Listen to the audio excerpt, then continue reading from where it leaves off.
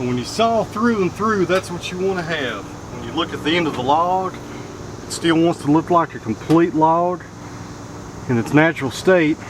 And this Wood-Mizer makes perfect, consistent cuts with the AccuSet.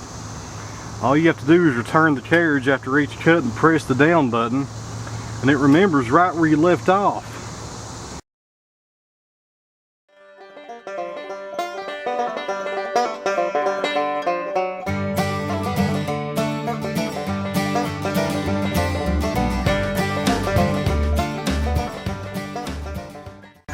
See, this first one came off, a lot of sapwood in it. That's expected when you got your first few slabs so you start getting to the middle of the log. But it's just some nice wood. Real nice grain right there. Check that out. It's almost like got some crotch figure there where it's picking up the grain toward the inside of the tree. Here's the top side of our next one. Got more of that nice grain. And that is nice. Crotch figure comes all the way up in there.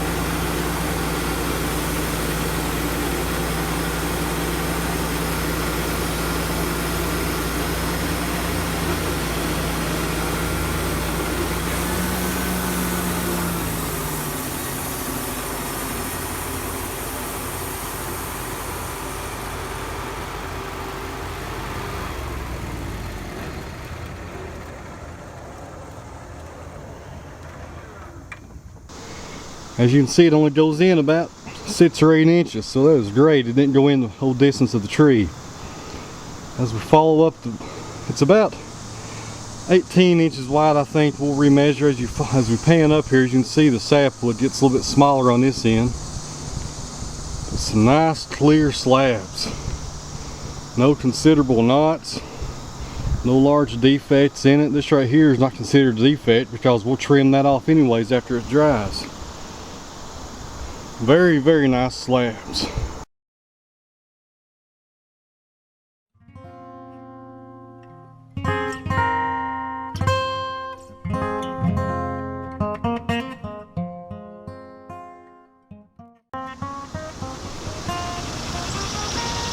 here's something different we're going to mill up for you. Get away from the walnut for a little while. This is eastern red cedar.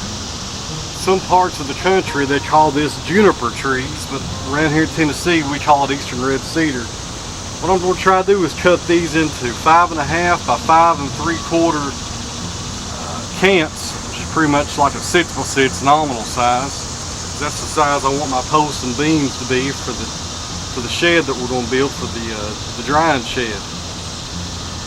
So this stuff is really rot resistant. It looks kind of rough on the outside. I've had this cedar for about a year, maybe a little bit longer, but usually it's pretty solid and still really good wood in the middle.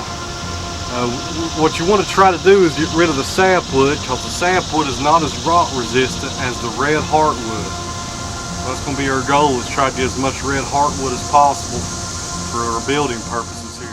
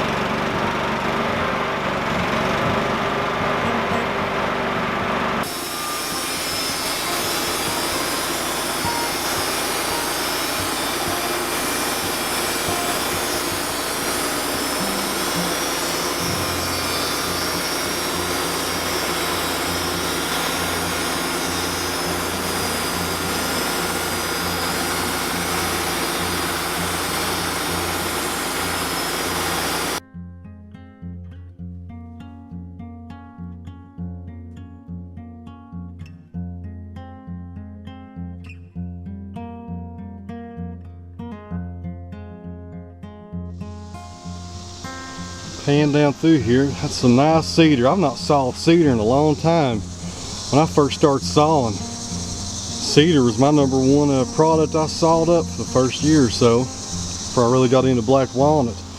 As you can see, this stuff is beautiful.